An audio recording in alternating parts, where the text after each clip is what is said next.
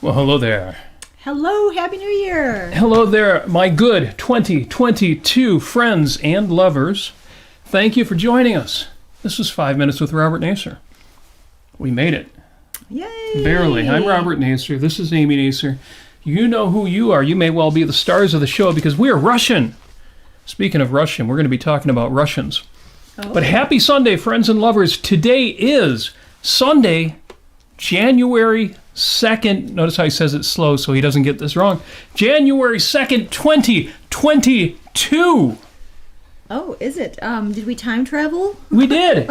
We are moving forward in time. We are time travelers at 3,600 seconds an hour. It's crazy. Wow. 2022. As Amy says, we're in the 20s, the roaring 20s. This is just apostrophe 22. Today is January 2nd, the second day of the year, with 363 days remaining until 2023. And 2025. And 357 days until Christmas, but just 45 days until Valentine's Day. 45 days until Valentine's Day. That's right. If you needed something to snap you out of it, if you are in the Christmas trance, if you are still in the holiday mood, and Lord knows we are, it is the 9th day of Christmas, and on the 9th day of Christmas, my true love gave to me. See, it's better than yesterday because she gave me 9 ladies dancing. Oh. Which is easy for Amy because Amy knows all the dances. She can be all 9 ladies dancing. And I don't even know what I would have done with 8 maids of milking anyway. Well, you have to have cows first. Yeah, so that one worries me. You interpret that one however it is you like. 45 days until Valentine's Day. And on this date, I'm going to jump right into this, and then we're going to bring it back, and then we're going to go forward. On this date, January 2nd. Ooh, can't read my own writing. This is a rerun of a recent memory. The Emergency Highway Energy Conservation Act was signed into law by Richard Milhouse Nixon. Why did we mention that? Who cares? Well, let me tell you why you care. This is exciting. If you heard our show a couple weeks ago, you know why this was exciting. Because the Emergency Highway Energy Conservation Act, signed into law by capital R Republican Richard M. Nixon, was eventually repealed. Remember, we did a whole episode on laws, terrible laws, wrong laws, mistaken laws, misbegotten laws that were passed and were later repealed. And we talked about everything from prohibition to various pre-civil rights acts that were downright racist, all sorts of laws and regulations that have been passed and have been repealed. That whole episode was about, there is hope. It's not always the case that when government takes power, it never gives it back. And we will prove that again. But anyway, today, anniversary of that passing, couldn't resist bringing that up. It's also the birth date of Roger Miller, which makes me think of your dad. Really? Why exactly? Well, King of the Road and... Dang Me, Dang Me. That was his kind of music. Oh, although, yeah. When I think of Roger Miller, and if Mark and Echo are listening, they'll know this too. In fact, all of you who are parents will know this. When we think of Roger Miller, what do we think of? We think of the intro music of Disney's Robin Hood. That's right, Roger Miller, his birth date in 1936. Also, on this date, on the 2nd of the month, see if this sounds familiar, on the 2nd of the month, a Russian-born American novelist was born. No, that other one, that's February 2nd. No, the one I have in mind, Russian-born American novelist. How do you Russian-born but American? I love that. Get out of Russia, come to America, become a famous writer. Isaac Asimov's birth date today. Oh, very nice. Link to information about Isaac Asimov in the show notes. It's interesting, too, author of Foundation and I, Robot and a zillion science fiction stories, but he also wrote fiction. In fact, in the article that I linked to, I thought this was really amusing. Let me see if I can find it again. In nonfiction writing, see, when I was young, I was okay in school, but what I really liked were nonfiction books, that were not school books. And Isaac Asimov wrote some of these on science and especially mathematics, and some great essays and articles and softcover paperbacks that we had at the house. And so I was amused to hear this.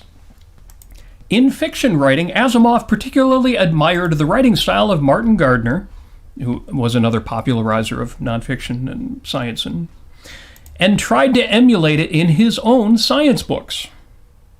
On meeting Gardner for the first time in 1965, so this would have been when he was 29, Asimov told him this, to which Gardner answered that he had based his own style on Asimov's. I like that. I like that story. Link to that in the show notes as well, information about Isaac Asimov. So consequently, today, January 2nd, is also National Science Fiction Day. Very nice. So what I want to know from you in the chat, and let's see, we've got chat going both on YouTube and on Facebook. Hello, you all. Hello, Jim. Hello, Petya. Hello, Chandler. Steve is on board. Linda is here. Jim is in the house. And let's see, I think I've got the combination chat here. Make sure I'm not missing. You'll keep track of that. What I want to know in the chat, it's National Science Fiction Day. It's Isaac Asimov's birthday. Are you a Trekkie or are you a Star Wars fan? Star Wars. It seems for most people it's Trekkie, either or. Trekkie. Yes, Trekkie, not Star Wars. Star Trek. That's right. Star Trek. Yeah, we tend to be Trekkies. I love the first 3 Star Wars films, but fair weather fan. You can tell the true Star Wars fans when they may criticize things here and there, but they would never say only the first 3 films. So yeah, we're definitely Trekkies. But let us know in the chat. And also, if you have a favorite science fiction book or a favorite science fiction author on this National Science Fiction Day, please let us know. Also, it is January 2nd. January 2nd, the day after New Year's Day. So it should be no surprise that it is also Motivation and Inspiration Day. National Personal Trainer Awareness Day. Do you have a personal trainer you admire? We've got a few in the objectivist community, Thomas Bisson and Chad Morris. Yeah. A.K.A. Mrs. Lisa VanDamme, Mr. Lisa VanDamme. Mr. Lisa VanDamme. We call women by their husband's name, but we don't usually call husbands by their wife's name. I think that we can change that, I think. Yeah. For example, Ayn Rand was sometimes referred to as Mrs. Frank O'Connor. That's right. But I don't think Mr. Frank O'Connor was ever referred to as Mr. Ayn Rand. That just doesn't seem fair. So if anybody out there wants to call me Mr. Amy Nasir, you just go right ahead. It's also, let me run that up the flagpole, because it is National Run Up the Flagpole and See If Anyone Salutes Day. Now, does that make it a great day to try something out and something in public or not? Although I think they're missing the word up. I checked a couple sources for this, and all of them say run up the flagpole and see if anyone salutes day. But I think they left out the word it. I've always heard the expression of, well, run it up the flagpole and see if anyone salutes it. In other words, try it out. See if anybody gets on board. But I like that. I like that idea. It is run up the flagpole and see if anyone salutes day, January 2nd. Mm-hmm. So what are we listening to this week? Have you listened to anything interesting this week? I think you've listened to some of the same things that I have. We've been listening to Yaron Brook because he did his Christmas show, his post-Christmas show, his New Year's Eve show, which he did the eve of New Year's Eve because of scheduling, turned out really well. Yaron Brook didn't even have a match this year. Last year he had a super chat match. In other words, if you contributed money during the show, some guy out there would match it. And it was something up to $5,000 or something. Or no, I think it was $3,000. And they got the $3,000, went over $5,000, may have gone over $6,000. Anyway, lots and lots of money. No match this year. He didn't have somebody on board saying, I'll throw more money at you if they do. And he still collected over $3,000, I think $3,600 for his New Year's Eve show.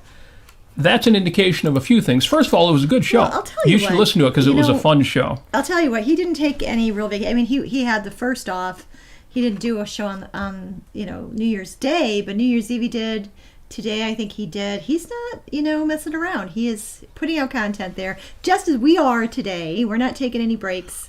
And, so when you asked me what I was listening to, all I can say is Barry Weiss who I really love to listen to. Yes. Has not produced new material in a couple of weeks, and I'm really in withdrawal. And so she's. I noticed that. She's rerunning. She's rerunning. And they're good shows. They're fine, but I don't want to listen to them. I mean, If you've already heard them, yeah. Yeah, and so I'm a little bit in withdrawal here. So. And Yaron's not. He's putting the new stuff out there. Coming out with it. So just like we do. Here we are. It's like he'll travel and take a week off and maybe do something that he'd never posted before, but it might be a couple weeks or months old.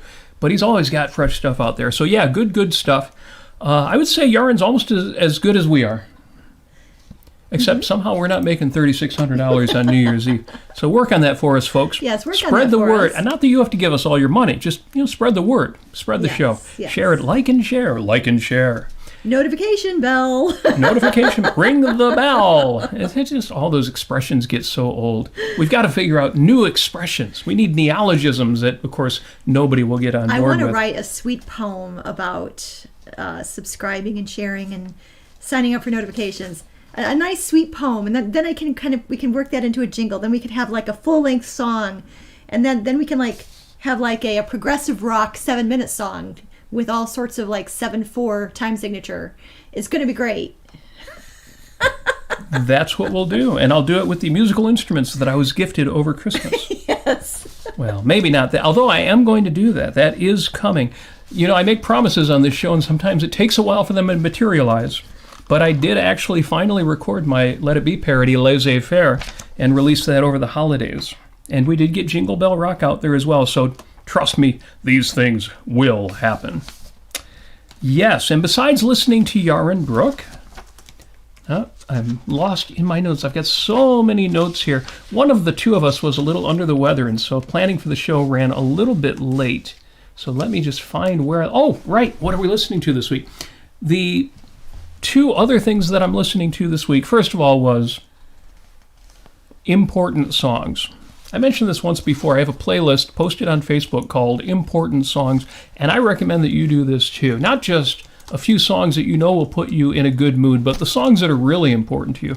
A song that you can return to and get back to your own best self when you made that list. So I have a list, important songs. I've been listening to them. They've got me pumped up over the holidays and into the new year. And then the other thing that I've been listening to, music videos by me and you.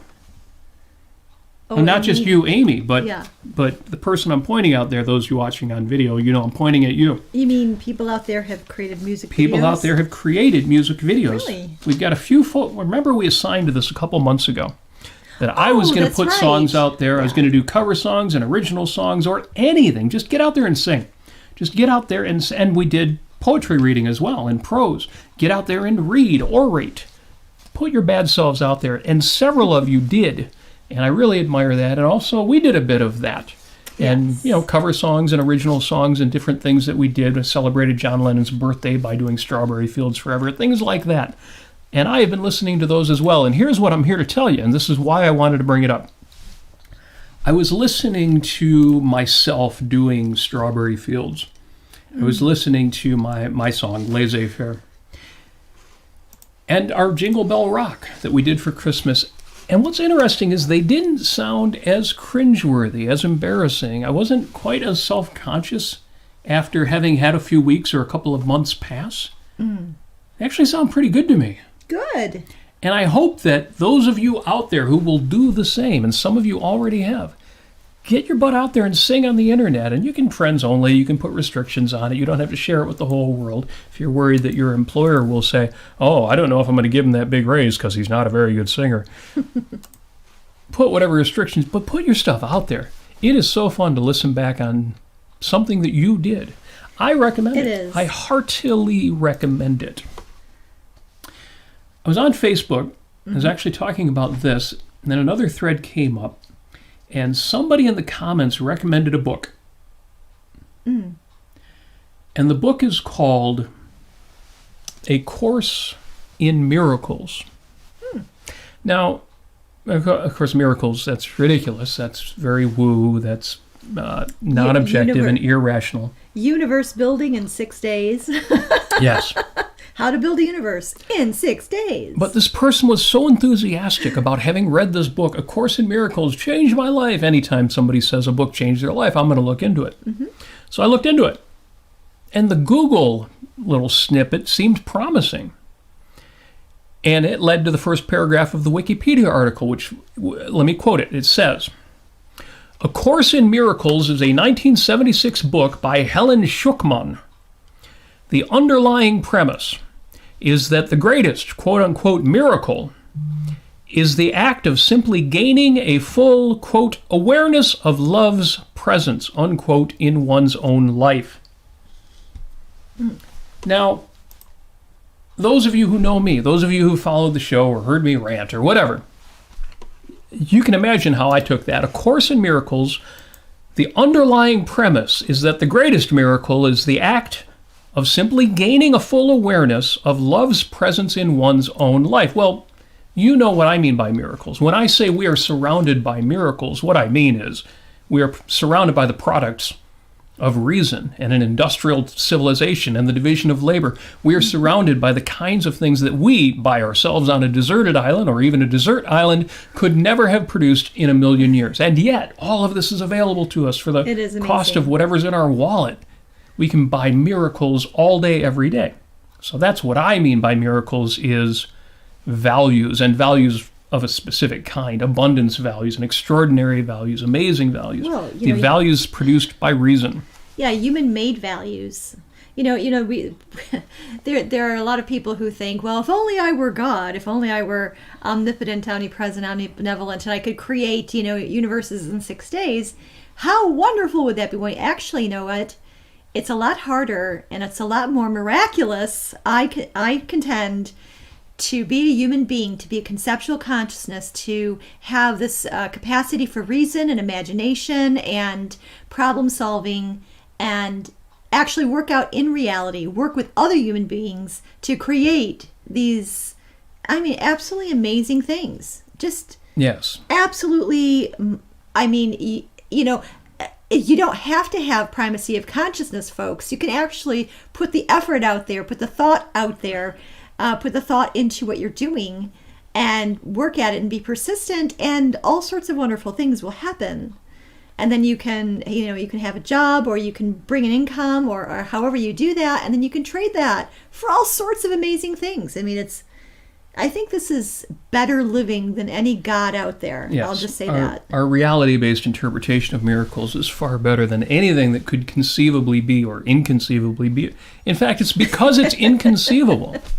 That's why it's actually better to have limitations than to be omniscient or omnipotent or even omnibenevolent. Yes. Because if you have limitations on all three of those domains of life, what you are, what you can do, and how good you can be, that means you have a chance of actually existing. Because nothing can be omnipresent or omnibenevolent or omniscient or any of the other omni words. The infinite isn't anything. If it's not anything in particular, then it's not anything. Right. No, the greatest miracle is when it's not miracles, when it's reality-based. And let me go a step further, because this definition talks about awareness of love's presence. Well, that's my awareness of the fact that we are surrounded by values, and that the highest values we're surrounded by are those who create the values. In other words, other people. Other people are the second greatest value in I'm pointing my finger at you. Other people are. Whether you acknowledge it or not, whether you feel it or not, whether you have that experience or not, other people are the second highest value, the second best thing, the most amazing thing other than the guy in the mirror in your life.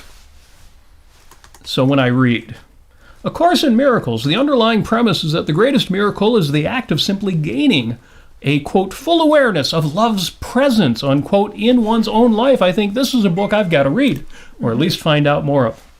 Paragraph 2. Schuckman claimed that the book had been dictated to her word for word via, quote, inner dictation, unquote, from Christ. The book is considered to have borrowed from various New Age movement literature. Oh, man. Well, maybe she's just saying that to sell more books. No, yeah, no. If you have a voice in your head that's not your own consciousness, then you'll need to seek professional help. Please. What have I said before? Oh, I'm missing a lot of good chat. I just see Scott said, like the Book of Mormon. Exactly. Yeah. Exactly. Let me get this book and write it on plates, not on paper, parchment. No, I'm going to write this on plates. Like, okay. Anyway, yeah, we've talked before about, one of my projects is to find that kernel of truth in well-loved woo. It's why I rescue concepts like miracles, because when people talk about it, they do actually mean something, and they don't always mean mysticism. So are you going to read the book? So I am not going to read this God-forsaken book, but I will find the kernel of truth in well-loved woo. That is my project. And my whole point is, I want what this book should have been. And maybe I need to be the one who writes it, but I've got other projects before then. At a minimum, I'll write an essay. Because A Course in Miracles, man, the greatest miracle is the act of simply gaining a full awareness of love's presence in one's own life. And in order to do that, you need to psychically connect yourself with a supernatural deity so that they can tell you how much you're loved. But if I hadn't read that, if you only heard that the greatest miracle is the act of simply gaining a full awareness of love's presence in your life, you might have said, well, okay, that kind of sounds like something Robert would do. That sounds like something I would advocate. Right. But what's amazing is that this book is big. It's well, we all know there's a crazy woo community out there. So from the Wikipedia article, throughout the 1980s, annual sales of the book steadily increased each year. However, the largest growth in sales occurred in 1992 after Marianne Williamson, the same one who was a contender for the Democratic presidential slot last year, Marianne Williamson discussed the book on The Oprah Winfrey Show, with more than 2 million volumes sold. You see, if I could write a book that actually makes sense versus this book is 1,000 pages long. Who the hell is reading that? Of course, there are some books that people say they read. They don't actually read. Maybe it's one of those. 2 million books sold. All I need to do is write what that book should have been, sell 2 million copies. All right. You're not going to do it. Easy. So we've got some wonderful comments here. Jim on Facebook, he says, you're not going to read it? Don't you want to read Christ's exact words? Christ's words. Jesus Christ.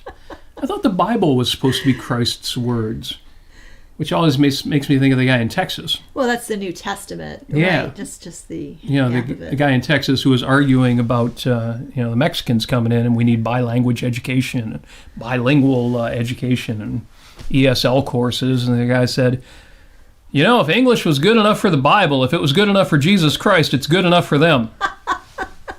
Very good. And so Jim also says, no, quote, miracle, not in a supernatural sense, but in a cognitive sense, putting 2 and 2 together to achieve a desired result, be it a new machine, a work of art, a medical cure, whatever, miraculous things in the true sense of the word. In the true sense, that's right. That's right. Both Maria Montessori and Ayn Rand have talked about that look in a child's eye when they grasp the fact that 2 and 2 make 4. And we've all seen that, and we've all felt that ourselves. Absolutely. So, capitalizing on miracles, which means capitalizing on values, which means capitalizing on love, because to love is to value. I said last week, the greatest gift that you can give anyone, the greatest gift you have to offer to anybody who cares about you is your own happiness. If anybody cares about, think of somebody you care about. What's the most important thing to you about your children? What's the most important thing about about your parents? What's the most important thing? The number one most important thing to you about your partner, your lover? I mean, their tush, if it's cute, that's important. But can they dance? Okay, that's important too. Do they have money? Now we're getting to the serious stuff. But seriously, what's the most important thing to you about the state that your friends, your partner, your family, these people are in? It's their happiness. Well, and the greatest gift you have to offer is your happiness. Right. Well, I would say a little bit further than that. I would say not before happiness, you need to have understanding, which means psychological visibility. You need to have shared values, and you need to understand what makes you happy and what makes them happy. And you can identify it, and you can have some visibility between the two of you and communication. Yes. Yes. So where is all this going? You see, you have a right to forego the opportunities that surround you. You have that right. You can say, no, I don't want to capitalize on all the stuff that's around me, all of the opportunities that are around me, all the values that are around me. You have that right to forego all of it and to say to heck with it. But you have a responsibility not to squander them. You can lose a fortune and then earn another one. It ain't easy, but you can do it. You could lose a love and yet find another. But any day you waste is one more that you have lost. I had a conversation. On New Year's Eve, what do you do on New Year's Eve? You party. We did party, but earlier in the day, we went hiking. Yeah, we did about 5 miles. We went walking in the woods over snow and mud. Lots of mud. It was great. And we were out with two of the best people. Yes. And one of my very favorite people brought up the topic of New Year's resolutions. I had mentioned it on one of the 2 shows recently. I forget which one. But the question came up once again, and here's the question. And let us know what you think of this. We're going to develop this point. Isn't it irrational and irresponsible and maybe even immoral to postpone making a needed change or doing the right thing until a specific arbitrary date, say New Year's Day, rather than making the change or doing the thing immediately? New Year's resolutions. You know, I said recently on one of the shows,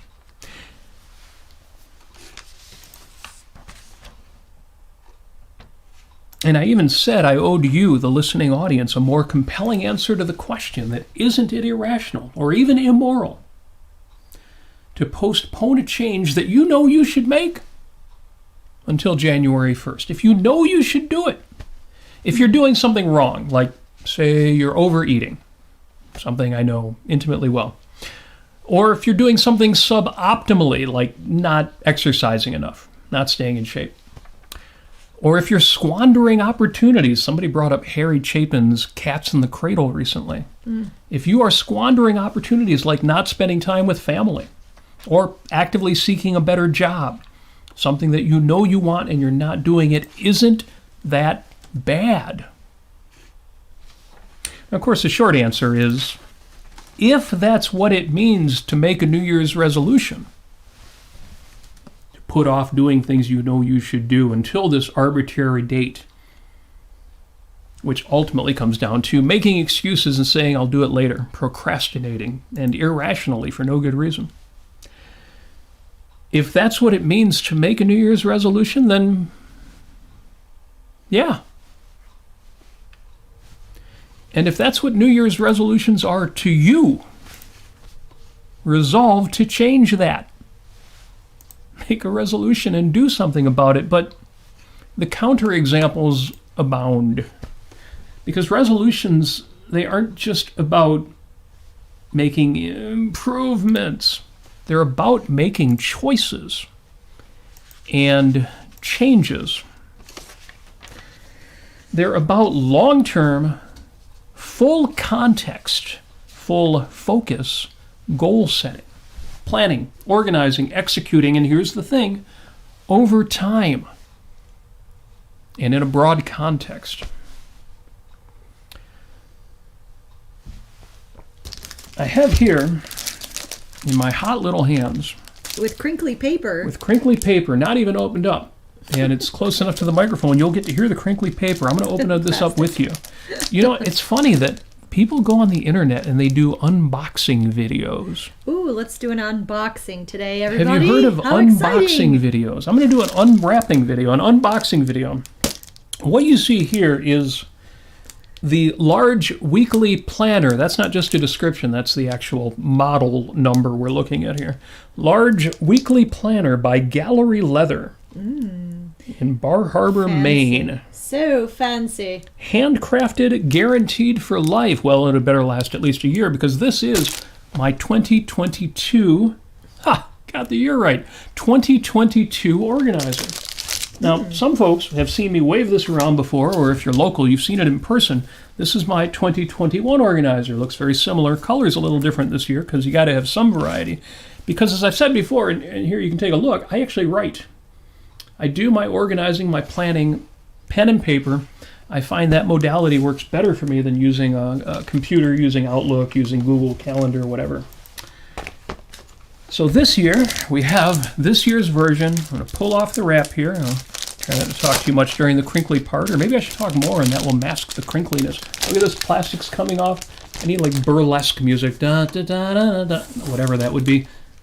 And look at that. Oh, it smells like new. Does it have that new book smell? It does.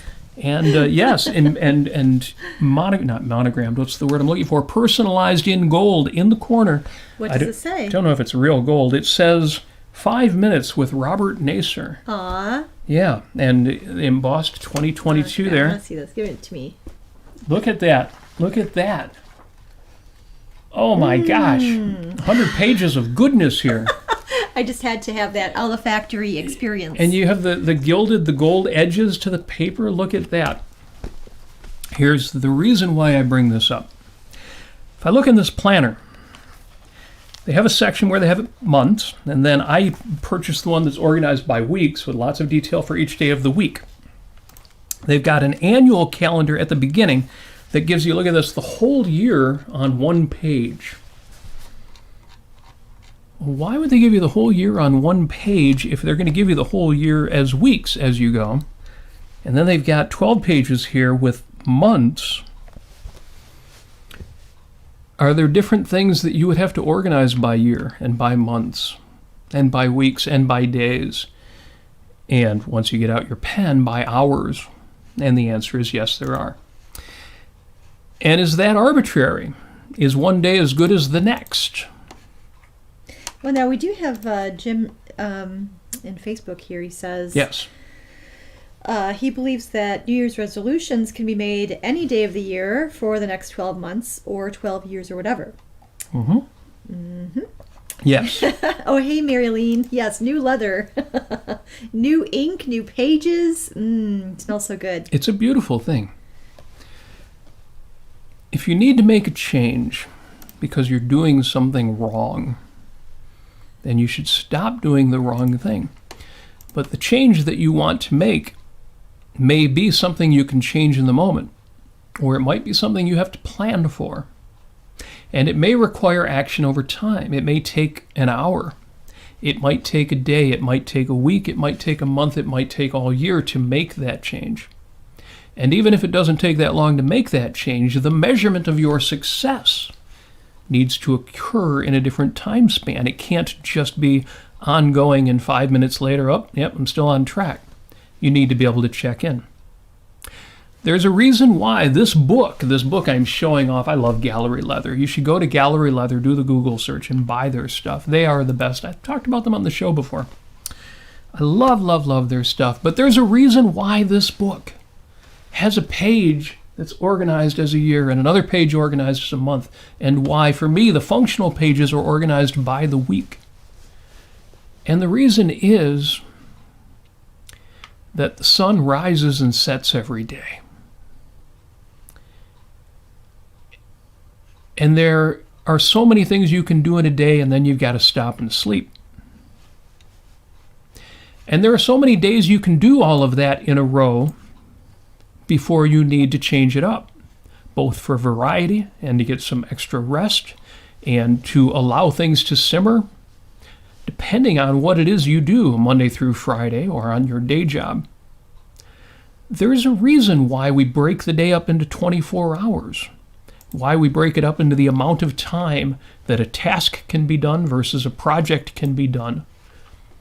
There is a reason why we have 4 weeks in a month, which is fudged a bit because of the way the calendar developed. But there are lunar cycles that affect anybody who lives close to the water, the big waters, or anybody who works on the water. And there is a reason why we break the year up into 12 months and then repeat the cycle. Because the planet is tilted. And the change of the seasons affects what we do, and we have to orient activities around that. The calendar, the minutes, the hours, the days, the weeks, the months, the years, these are not arbitrary concepts. Yes, they are man-made, but they are reality-based. And if all that's true, then if we're going to live our best lives, we need to capitalize on that. Part of being masters of time, masters of our own time, masters of the way we use time, is to be masters of the concepts of time. To take the idea of an hour and what I can get done in an hour, and a day and what can happen in a day, and a week and what I can achieve within a week, and a month and what I can accomplish over the course of a month, and a year and what I can do between the seasons, and become masters of that. I'm going to sum all this up in a minute, but I want to get to the chat because I see a lot of chat coming in. What's going on in there? Yeah, I mean, we just have a lot of stuff going on. Thank you guys for participating. And yeah, Jim was expecting some burlesque music when you were unwrapping that. But we have a lot of wonderful little comments here on YouTube. Thank you guys. Thank you so very much. And I mean, Jason says, going up a bit, he's talking about there are a lot of different podcasts and things to listen to that are not necessarily objectivists. Let's see, Tucker Gott, 8-Bit Guy, and Techmoan, Rusty, RV, Tiny Home Living, Half is Interesting, Half, let's see, and Real Life Lore. Anyway, I'll look into those. Thank you so very much, Jason. I'm certainly looking for things. Scott mentions, the sweet sound of Barry White. And I said, no, Barry Weiss. And then he says, she has smooth sounds of fighting wokeism herself. Yes. I can't get enough of your love, baby. And yeah, we can certainly write a musical about the revelations from Christ, I'm sure. But, however, Stana, hey Stana, who we haven't actually had the pleasure of talking to in a while. Yeah, I see that. Stana suggests that the book A Course in Miracles actually has what I would have hoped to find in it. Yeah, and so in the back of A Course in Miracles, it says, teaches the way to universal love and peace by undoing guilt through forgiving others. Now, we've done shows about forgiveness, and yes, that's a really powerful stuff. Difficult thing to define sometimes, depending on what people mean by forgive. Yeah. Unless you've seen our show. And it goes on, the miracles of the title refers to shifts in perception from fear to love, which fosters the healing and sanctification of relationships. Although expressed in terms of traditional Christianity, this life-changing work constitutes non-sectarian universal spiritual teachings. Yep. Okay. No, I mean, yeah, we've certainly heard that concept before, from fear to love, and kind of having that perceptual shift in your thinking. And we talked to Jean Maroney about that when we interviewed her. That you want to move from motivation by fear to motivation by values, or what she explicitly calls motivation by love. Yes.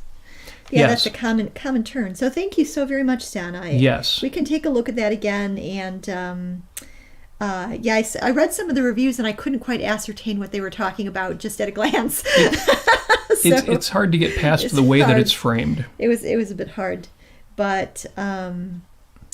Yeah. And so, with regard to, now I'm going to comment here, with regard to resolutions, I'll tell you this, and this is what I actually told our good friend who we were hiking with.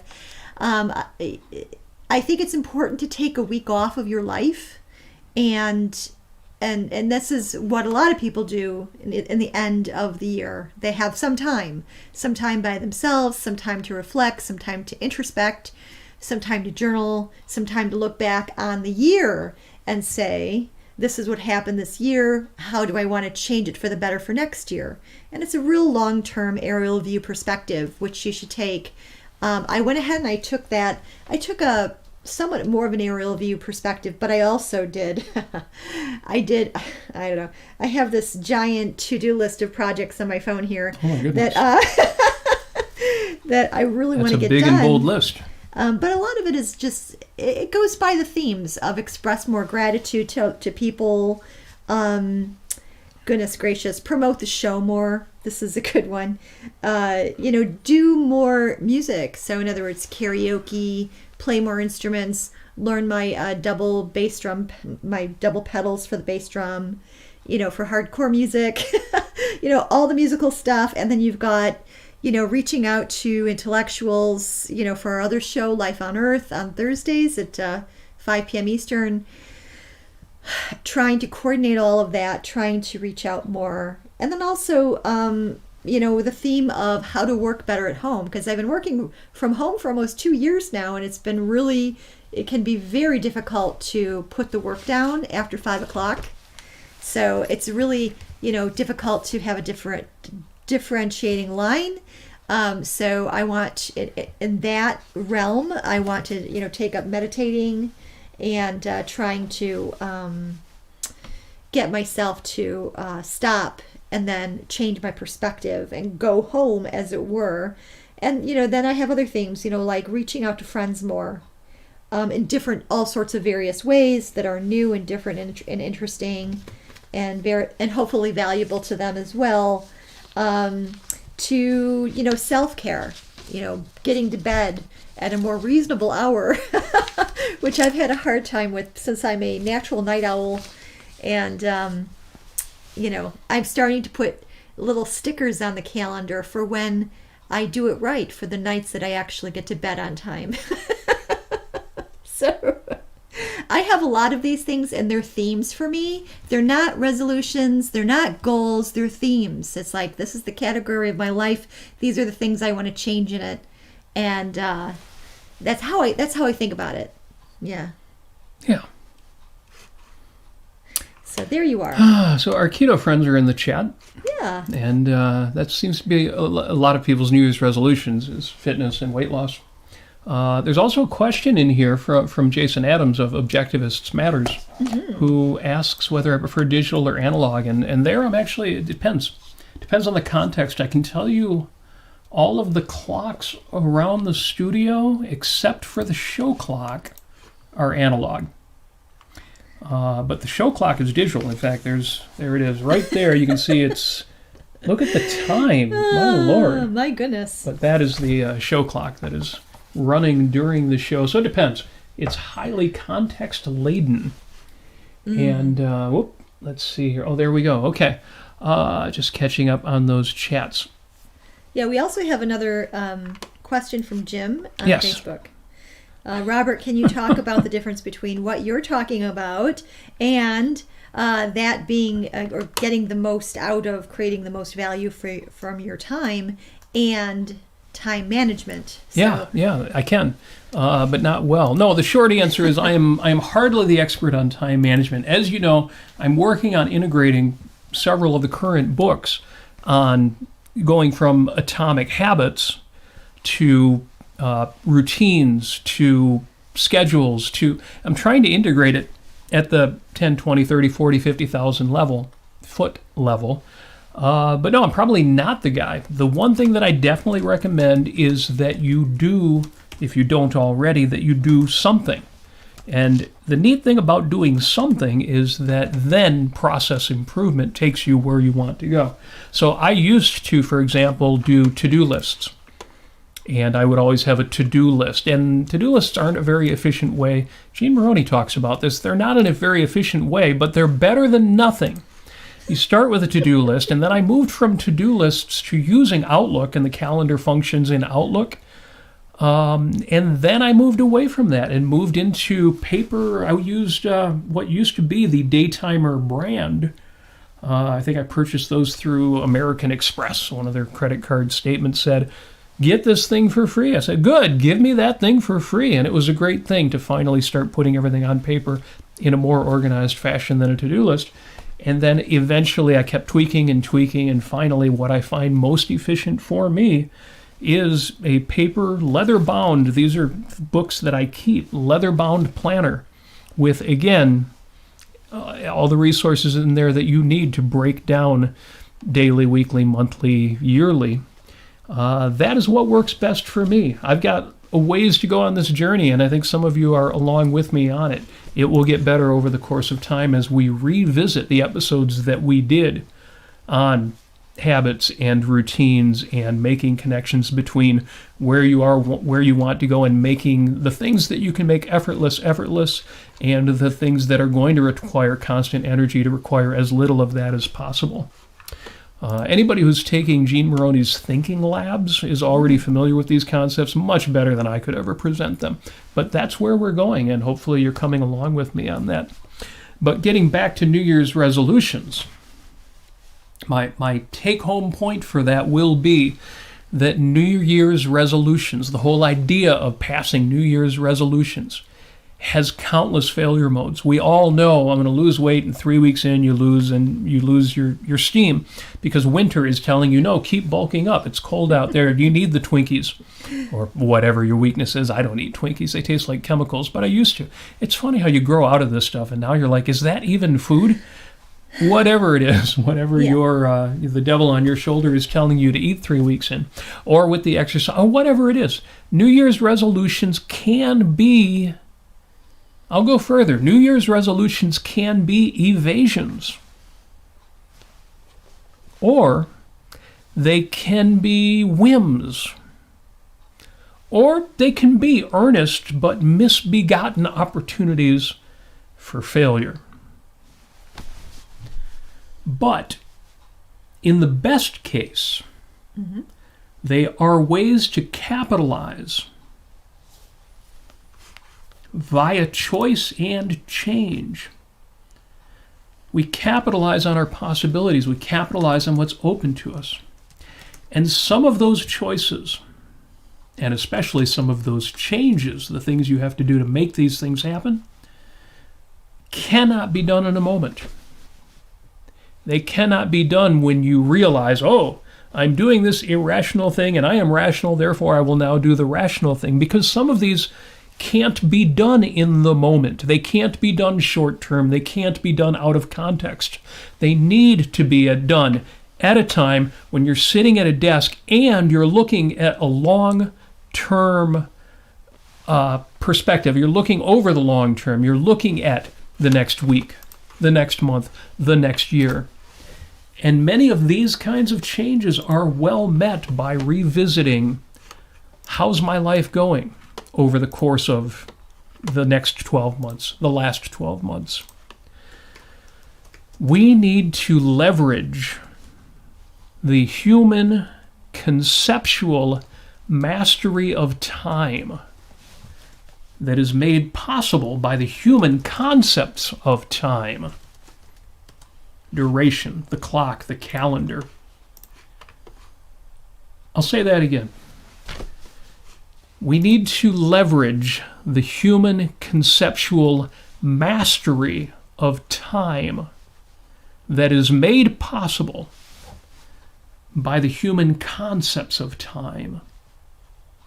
Hour, day, week, month, year, duration, the clock, the calendar. These things are not arbitrary. New Year's resolutions can be evasions. They can be whims. They can be mistakes and setting yourself up for failure. And if you've seen a lot of that, or if you've seen a lot of people let you down in such regards, it can be very easy to say the whole idea is just rife with failure and nobody should ever use it. But in the best case, and I've seen this time and time again, New Year's resolutions are no different than any other resolutions. We resolve to do a thing. We resolve to do it over the course of time. If it's a bigger thing than just stop biting my nails, it's going to take time, it's going to take planning, it's going to take a clock, it's going to take a calendar, it's going to take deciding when to put the effort in. You can't do everything all of the time.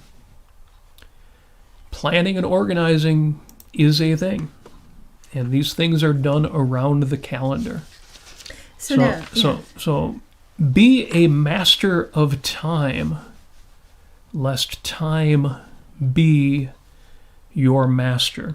You know, every week I give a Post-it note, because I do this. I write these things down, things that I need to remind myself or teach myself, and I put them on a Post-it note, and I put it on the bathroom mirror, or sometimes I put it over my desk. Depends on what the message is. Things I have to remind myself over and over again in order to automatize them. And this week, my Post-it note says exactly that. And if you'd like to join me, write this on a Post-it note or a sheet of paper, tape it up, or post it up on your refrigerator, your bathroom mirror, wherever it is that a few times being reminded will help it stick. And my Post-it note for the week says, be a master of time, lest time be your master. And we do have one more question here from Jim. Yes. And you may have already covered this. But he says, may I suggest a possible relationship between the value of your time and time management? Yes. If time management is a way of bringing order to your existence, then the values you assign to your hours and days are what determine that order. Yes, yes. Bring the concepts of time into your hierarchy of values.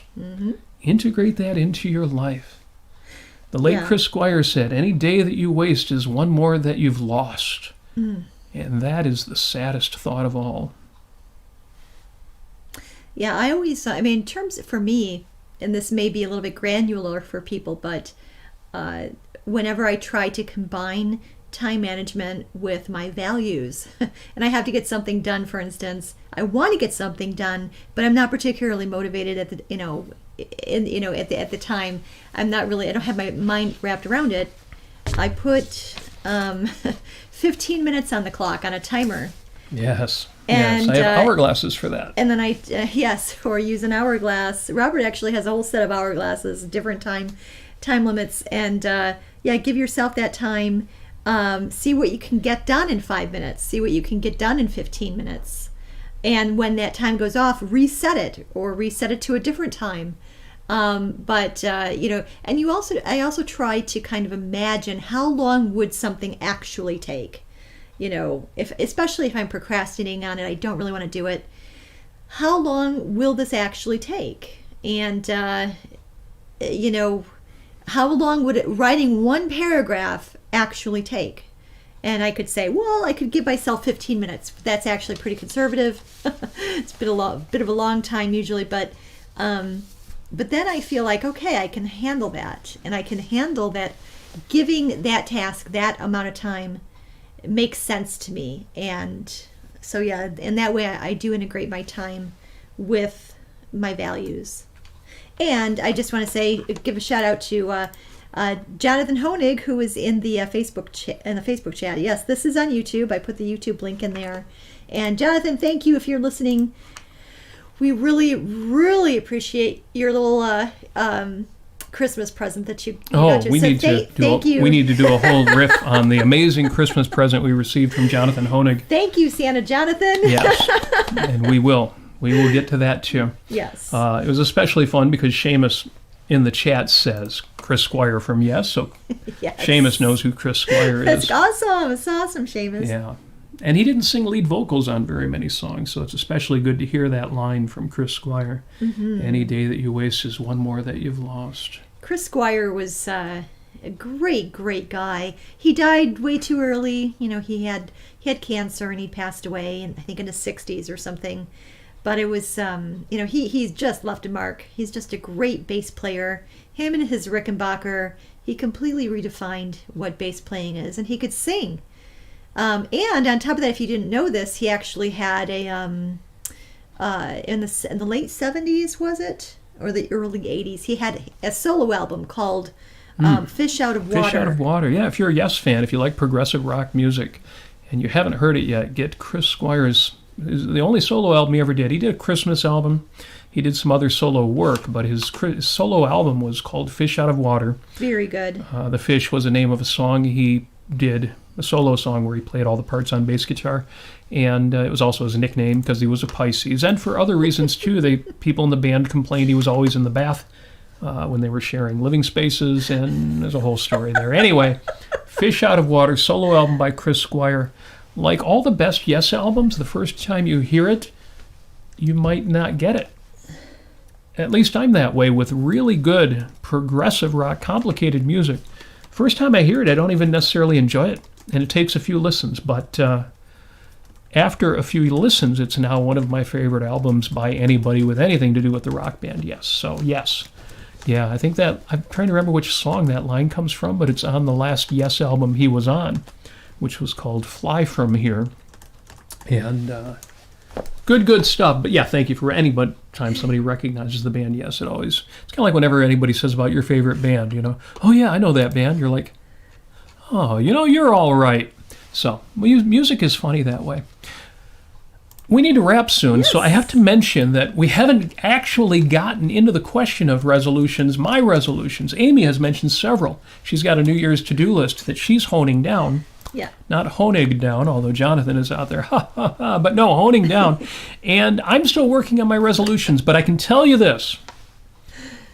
I am resolving rationally, and there are going to be lots of them, just like in 2021. My plan was to expand the audience of this show many-fold. It didn't happen quite the way I wanted it to. We grew, but the bigger thing is we grew in terms of the show. We actually added on a second show. My year in review is on Facebook if anybody wants to know a little bit of the story there. It's just a quick version of that, but we started a Clubhouse show, an audio-only show with the Ayn Rand Center UK. And then 2 months later, the man behind ARC UK said, no, your show's too good. We need you on the video channel. Mm-hmm. So we then made that a video show called Life on Earth. And the name kept updating over time. It's now officially Life on Earth with Robert and Amy Nasir on the Ayn Rand Center UK. I'm on it. And Amy's name is in the name. Her picture is in the thumbnail. In fact, the picture of Amy in the thumbnail is cute. The picture of me looks like this grizzled old man who's losing his hair. It's very strange, but we're going to send better pictures out to the producers. Yes. Point is, we didn't expand the audience as much as we wanted, but we've expanded our reach by having a second show, and that has been great fun. We've addressed some of the same topics that we do on Sunday, a little more philosophical, a little more kind of nailed down, but folks who've listened know it's still us. It's still the same kind of stuff. But that has been great fun. On the financial side, my resolutions for 2021 were not achieved at all. Total mess. And the only thing that I can say is I didn't go broke. And I did make a little bit of money on meme stocks. That was kind of fun. And Dogecoin. Of course, yeah. Of course, if you would like to help us in our endeavors monetarily and give us thanks and gratitude monetarily. If you want to send me cryptocurrency, send me some Dogecoin. Or as some say, doggy coin. No, I'm kidding. Don't send me Dogecoins. If you want to contribute to the show, you know what to do. Go to robertnasir.com. Our links to our Patreon and PayPal are on that page. And thank you to those of you who already did. So, finance, not so much. The show reach has expanded by having a second show. Fitness goals, well, everybody knows I pledged to lose 35 pounds. I only made 25 of the 35. But just think, if I could do another 25 this year, I'll be a god. So, fitness, pretty good. On the fitness side, I had pledged to get in 2,000 miles on my bicycle. That goal was achieved. And the ride before last in December was when that was achieved, but I threw a few extra miles in at the end just for fun. That goal was achieved. My career goals, I got to work on the writing. Need to do more with that. Yes. My romance goals for 2021. Oh my gosh. I asked Amy to remarry me, and she said yes. I did. And we renewed our wedding vows. Amazing. So there were a few other romance goals, let's just say achieved. success. Goals for 2022, again, in all 6 of those areas: fitness, finance, friendship, family, career, and romance are all coming. I will share some of those with you. Why would I do that? Do you even want to hear that stuff? Who knows? But we need accountability partners. You need that too.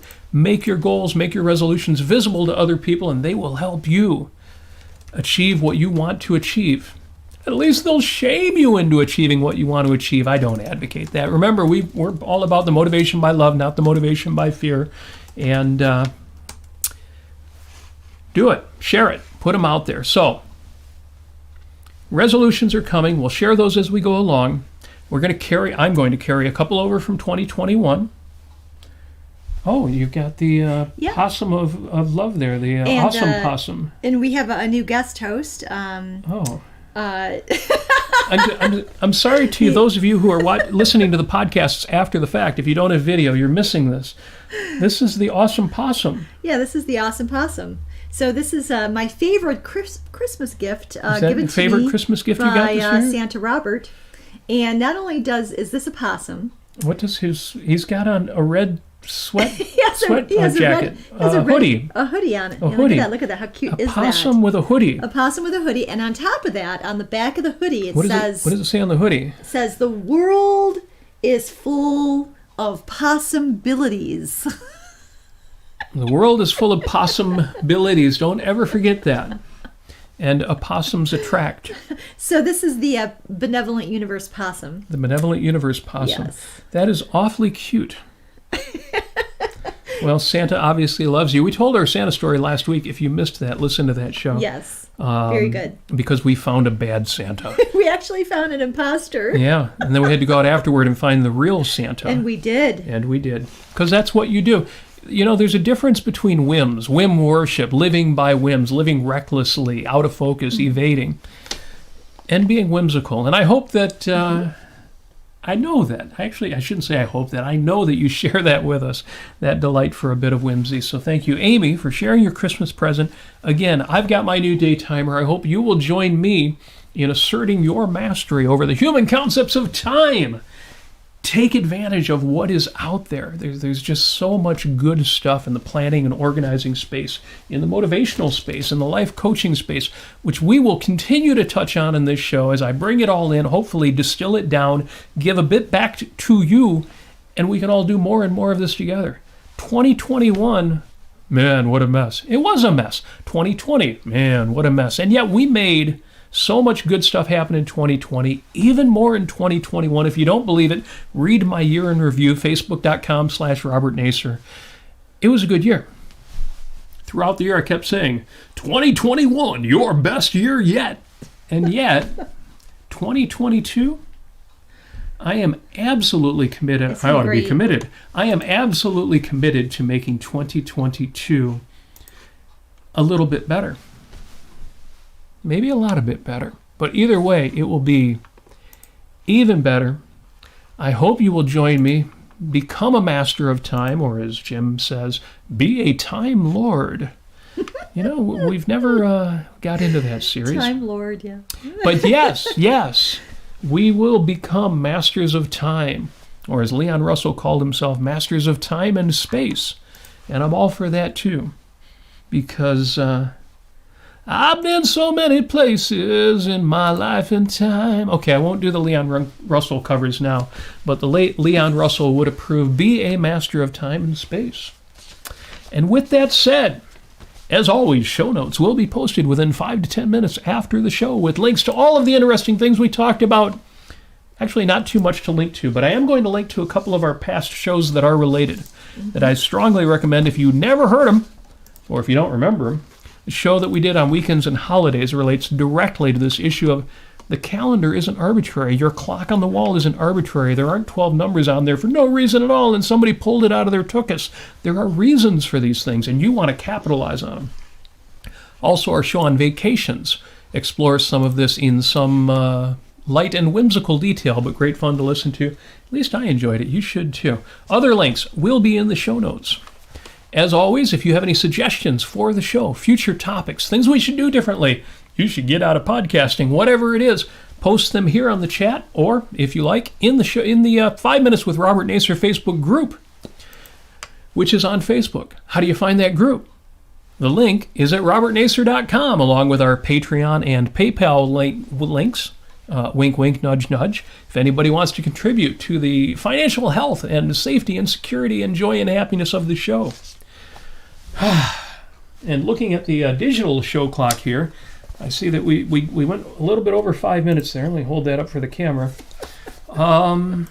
So thanks for asking whether we're digital or analog, but it turns out we're digital and overtime. Thank you so much for joining us. Thank the chat you, tells guys. me that some of you are still here. God, I love you guys. Thank you so much for joining us. Welcome. Tookus is the word for 2022. Tookus is the word for 2022. I'm behind you all the way. 2022 is here. Let's make this great. Obviously, it's going to be fun. We're going to have fun. And my resolution, Yes. Along with Seamus, we're going to listen to more Yes music by the band Yes. I'm good with that. Yeah. I'm good with that. You know, they put out a new album last year. Took me a while to get into it. I'm like, I don't know. It gets better the more I listen to it. Listen to the Yes album, The Quest. But also, if you like Yes music, two of the newer members of the band, three of the newer members of the band, if you count their part-time drummer, Right. have started another band that they did during the downtime, and that album is awfully good too. The band is called Arc of Life. Their debut album is just named Arc of Life. Give that one a listen too. I need to do a proper review of it because some of the songs are better than others, but some of them are damn good. So with that said, as always, and especially now, 2022 edition, we wish you success. We wish you happiness. We wish you flourishing. And flourishing sounds like flowers. We want you to bloom and spread your seed like flowers do. No, seriously though, we wish you success. We wish you flourishing. We always wish you happiness. And every single time, and this is the one that I really mean from the bottom of my heart and the top of my mind, for 2022 and beyond, we wish you